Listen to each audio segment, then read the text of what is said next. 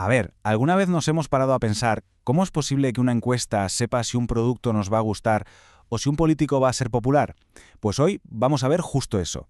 El truco, casi la magia, de cómo las ciencias sociales consiguen transformar algo tan personalísimo como un sentimiento en, bueno, en un número que luego se puede analizar y estudiar. Claro, esa es la pregunta del millón, ¿verdad? Porque a primera vista suena a misión imposible. O sea, ¿cómo le pones una cifra a la lealtad, o a la satisfacción, o a la desconfianza? Es que de verdad parece que intentamos medir un sueño. Pero ojo, que no es así para nada. Y es que, aunque suena pura magia, la realidad es que las ciencias sociales han creado herramientas súper sofisticadas para conseguirlo. Lo que hacen es básicamente convertir todo ese lío de emociones y pensamientos que tenemos en la cabeza en datos. Datos ordenaditos, listos para que los científicos se pongan a trabajar. Vale, vamos a meternos ya en harina. Aquí el concepto clave, la palabra que lo mueve todo, es actitud. Y no estamos hablando de un pensamiento que se cruza por la cabeza un martes por la tarde. No. Hablamos de algo mucho más profundo, una predisposición estable. Es como una especie de brújula interna que nos guía, que orienta cómo nos comportamos. Y por eso, claro, para los investigadores es crucial poder medir. Pero bueno, la teoría está genial, pero para entender de verdad cómo funciona todo este tinglado, lo mejor es verlo en acción, ¿no? Así que vamos a hacer justo eso. Nos vamos a meter de lleno en un proyecto de investigación real, para ver cómo todos estos conceptos aterrizan en el mundo de verdad. Y nuestra historia nos lleva a un plan de viviendas públicas, uno de esos proyectos enormes y ambiciosos. Y en el centro de todo, unos investigadores que querían entender algo que es fundamental: la diferencia que hay entre simplemente construir una casa y conseguir crear un hogar. Para ello, nos vamos a Argentina, al año 1984. En aquel momento, el Estado puso en marcha un proyecto gigantesco para dar vivienda a familias con pocos ingresos. Una iniciativa, fantástica sobre el papel, pero que tenía un gran interrogante detrás. Y el problema central era este, y es muy interesante. Los planificadores, los arquitectos, que lo sabían todo sobre costes, sobre materiales, sobre metros cuadrados, pero sabían muy poco sobre las personas que iban a vivir allí. Había como un abismo entre el plano técnico y la experiencia humana real. La pregunta era, ¿estamos creando hogares de verdad o simplemente, unidades habitacionales? Claro, para responder a esa pregunta, los investigadores no podían ir puerta por puerta preguntando, «Oye, ¿te gusta tu casa?». Eso no sirve de nada. Necesitaban una herramienta mucho más fina, más precisa. Y es aquí, precisamente, donde la metodología se pone de verdad fascinante. Porque, no se sacaron las preguntas de la manga. Para nada. Lo primero que hicieron fue escuchar.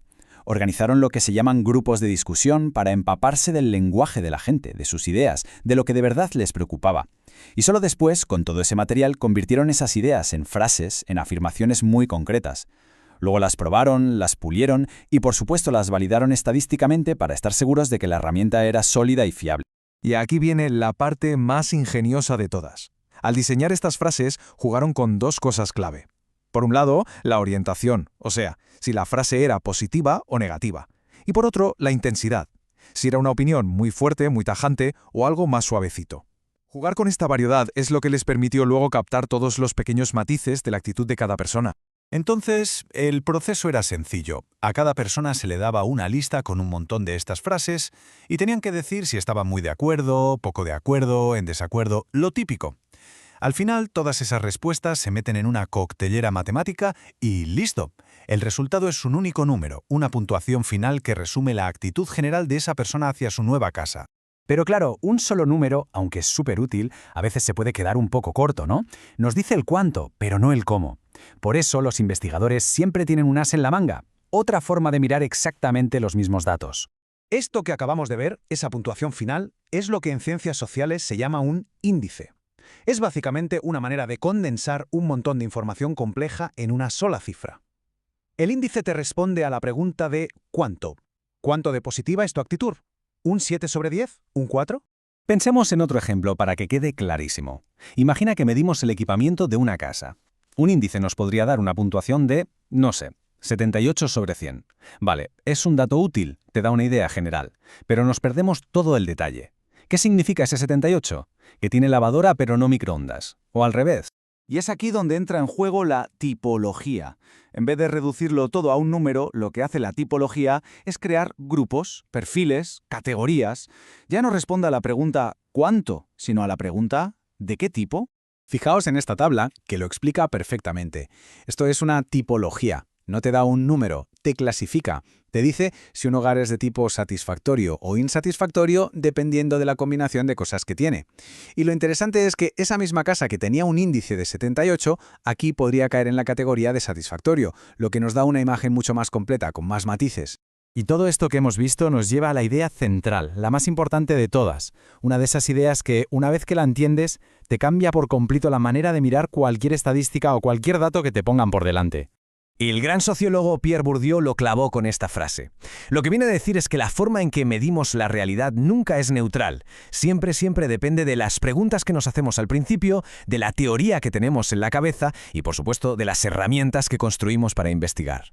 Así que quedémonos con esto que es lo más importante. Los datos no están por ahí flotando, esperando a que alguien los recoja como si fuesen setas en el campo. No, los datos se construyen, se fabrican. Ese índice de 78 o esa categoría de satisfactorio no son la verdad pura y dura, son el resultado final de un montón de decisiones teóricas y prácticas que han ido tomando los investigadores por el camino. Y esto nos deja con una reflexión final que, la verdad, nos da mucho poder como ciudadanos. La próxima vez que veamos una estadística en un titular, ya sea de política, de economía o de lo que sea, ya no nos podemos quedar solo con el número. Ahora sabemos que detrás de esa cifra hay toda una historia sobre cómo fue fabricada. Y empezar a hacer preguntas sobre esa historia, esa es la verdadera clave para entender el mundo de una forma mucho más profunda y crítica.